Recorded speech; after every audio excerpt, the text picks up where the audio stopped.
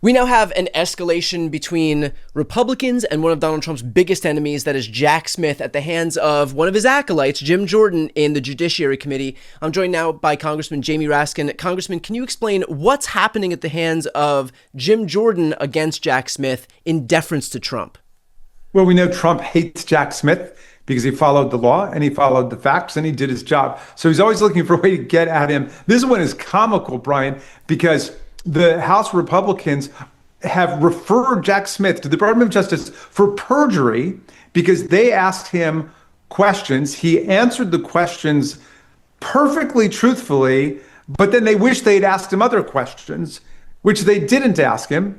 And he, of course, didn't answer questions they didn't ask him. And so the whole thing is absolutely ludicrous. They will be laughed out of court. They claim that when they asked Jack Smith whether he had subpoenaed not just the toll records for telephone calls, which are the records that all of us have for the numbers we called, but also the actual content of the conversations, he said no, because he did not subpoena them. They did not ask whether he received them, not through a subpoena, but just directly from the archives, because the president's records are given to the archives and they are routinely then turned over for this purpose. So they were turned over not through a subpoena, and not from the subpoenas that were issued to any of the telephone companies, but they were turned over to Jack Smith by the archives. And the Republicans just forgot. I assume they forgot or they didn't know, or I mean, who knows what happened, but they failed to register the fact that a president's records are turned over to the archives, including emails. And so if there were emails that went from Republicans to President Trump or back and forth, they would be turned over. Now, certainly the White House and the Trump people knew all about it because they turned them over to the archives and they were also given to them in the course of this process. So essentially, the House Republicans are upset that Jack Smith didn't answer a question they never posed to him, which is, did you receive those from the archives or did you receive them from any other source? He certainly did not lie when they asked him whether he subpoenaed the actual conversations or email conversations or text conversations that took place between Republican members and the president. It's not perjury for him to correctly answer the question that is posed to him. And so he may be telegenic, but he's not telepathic. He can't read the minds of the questioners in the future as to what they're going to wish they had once asked him. Well, look, this DOJ is so often just operating under the principle of they have a conclusion in search of evidence. And if the House Republicans are going to give a criminal referral, is there any concern that that's going to be enough for this DOJ that's looking for even the thinnest pretense of being able to say, he's done something wrong, let's move ahead with prosecution? Certainly, they've prosecuted people for less. And so do you have any concern that this is all that they'll need, thin though it may be, to move forward with some prosecution against Jack Smith? Well, remember, they got to go to a grand jury. The grand juries are now routinely repudiating and rebuffing the administration. Hundreds of judges around the country are lambasting the Department of Justice under Todd Blanche because they're lying in court routinely.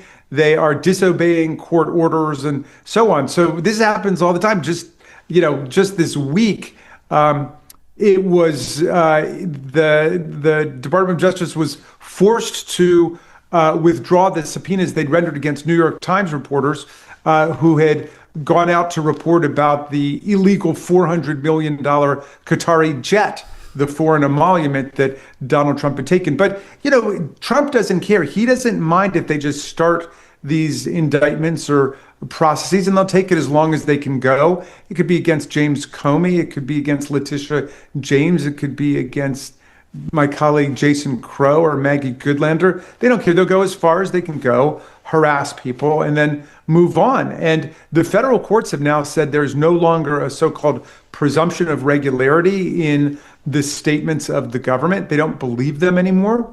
It used to be that government statements were presumed to be true unless you could prove that they were not in some way. Now they don't presume them to be true. And good for the federal judiciary because they're far more likely to be based on a tissue of lies and misrepresentations. Is there no irony in the fact that Jim Jordan once chaired the subcommittee on the weaponization of government and is now directly responsible for perpetuating this idea of vindictive prosecutions against the political opponents of this government? Yeah, there is no little bit of irony, but there's also a lot of strategic self-exposure, by which I mean they knew they were going to do this, that they were going to use the government, not just constantly, but almost exclusively for the purposes of attacking the designated political foes of the president. And so in classic authoritarian posture, they laid out the critique against the other side as to inoculate themselves for the onslaught to come. Think about things like Hunter Biden was actually prosecuted and convicted. Can you imagine any of the Trump sons being prosecuted during the Trump administration? No, not in a million for years. anything and convicted for anything. It just would never happen. I mean, the Biden administration did not politicize the Justice Department and weaponize it. And that is all that Donald Trump is doing with the Department of Justice. He's turned the entire thing into an instrument of his vengeance or his favor. And to prop up his schemes of self-enrichment, like the $1.8 billion slush fund for him to pass out to his friends and allies and foot soldiers in his private militia, or to use the government to attack his political opponents. So yeah, that they injected that phrase weaponization into the air as much as they could in anticipation of what they were going to do. On that point of the $1.776 billion slush fund, we have some new news on that. Can you explain what that news is? Well, all 212 Democrats in the House of Representatives, our entire caucus, has signed on to the discharge petition that would force this to the floor of the House of Representatives for a vote if we can get 6 Republicans to join us in defense of the rule of law. Remember, Trump wanted to create this $1.776 billion political slush fund to hand out to Proud Boys, Oath Keepers, other convicted January 6 felons who beat up police officers and smashed them in the face and destroyed federal property, chanted "Hang Mike Pence," had a rampage in the Capitol, all for the purposes of overturning an election or what they described as stopping the steal. So he would like to pay all those people. It's like, who wants to be a MAGA millionaire? Step right up, tell us your story, and we'll give you, actually $1.25 million looks like it's the going rate. That's the money that they already gave out of the judgment fund at the Department of Justice to Michael Flynn, his disgraced former national security advisor, after Flynn already lost on his charges in court. So he went to court to say it was a malicious prosecution. He lost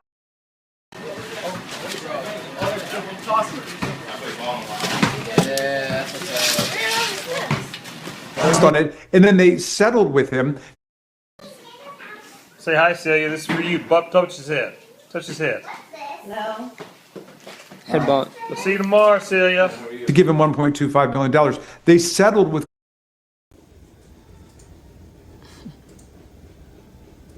Carter Page to give him Happy Mother's Day. We're here at Dad Dog's, the home of New York. $1.25 million. And it looks like I got him. What are you doing? Stop He's it. like a rocket launcher. that's what their ambition is. So we got to shut it down because it's not just the militarization fund. They will use the judgment fund.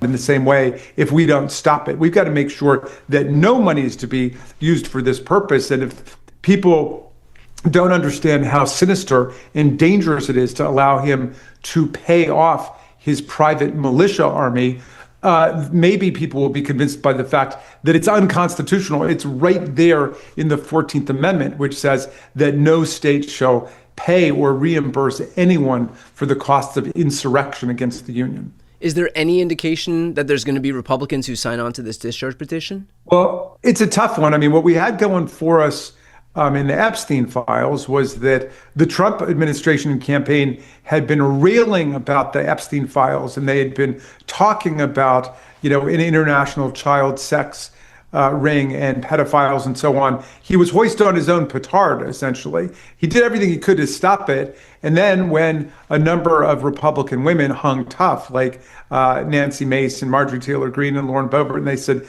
no, we're going to go through with this. At that point, the whole Republican Party signed up.